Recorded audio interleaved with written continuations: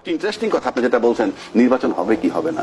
আগামী ফেব্রুয়ারি থেকে এপ্রিল, চূড়ান্ত যদি আমি ধরি যে এপ্রিলের মাঝামাঝি নির্বাচন হবে, ধরে নিলাম, আপনি কি মনে করেন এই জুলাইয়ের আন্দোলন এত জীবন যাওয়ার পর বাংলাদেশ ব্যাংকের গভর্নর পালায় গেছে, ইমাম সাহেব পালায় গেছে, আয়নাগর ছিল, এই সব সরাই যারা আসছে, একটা সিম্পল ইলেকশন দিলে এই দেশ ঠিক হয়ে যাবে?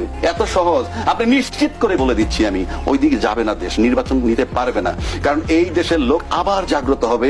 জুলাই আন্দোলন শেষ হয়নি, এটা মোটামুটি আপনারা ধরে রাখতে পারেন। তা না হইলে এই এনসিপিতে আমরা সামনে এখন 4-5টা লোক আপনি যাদেরকে দেখতেছেন, 15-20টা লোক, দে আর নট দ্য ম্যান। ওটা এনসিপি পার্টি, আপনি একটা বেড়াদালে, মানে একটা আড়ালে রয়েছেন, পিছনে বহু শক্তি আছে। সেই শক্তিগুলা কারা? ওই যে সেনাবাহিনী মারা গেছে তাদের ফ্যামিলি, ওই যাদের চাকরিচ্যুত হয়েছে সেনাবাহিনী মারা যাওয়ার পর, তারা এটার পিছনে, যে বিডের উপর নির্যাতন হয়েছে তারা এটার পিছনে, তারপর যেই মায়ের সন্তান হারাইছে, যে বাপ তার ছেলে হারাইছে, you believe it or not, আপনি ঠেকায় রাখতে পারবেন, রক্ত টকবক করতেছে। সুতরাং আপনারা যারাই স্টেটমেন্ট দিবেন, যার স্টেটমেন্ট ফেসিবাদী সরকারের পক্ষে যাবে, তাকে শত্রু হিসাবে চিহ্নিত করবে এই জাতি। সোজা বাংলা, আপনি যে ফর্মে দেন, এই যে ইয়েকে সরানো হয় নাই, রাষ্ট্রপতি সাহেবকে সরানো হয় নাই, সেটার বিন্দু মাত্র ফেভার যে করবে তাকে দেশবাসী লাইক করবে না। সোজা হিসাব।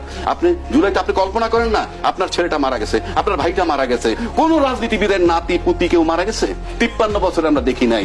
তারা বাংলাদেশের এই ছাত্র জনতা বাচ্চাগুলাকে মাঠে পাঠায়, তাদের সন্তানকে বিদেশে পাঠায়।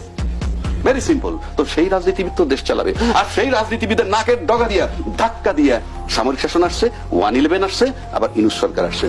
সুতরাং রাজনৈতিক সরকার হইলেই দেশ নিরাপদ, তারাই সব পারে। Absurd, I don't believe it, এবং দেশবাসী এখন বিশ্বাস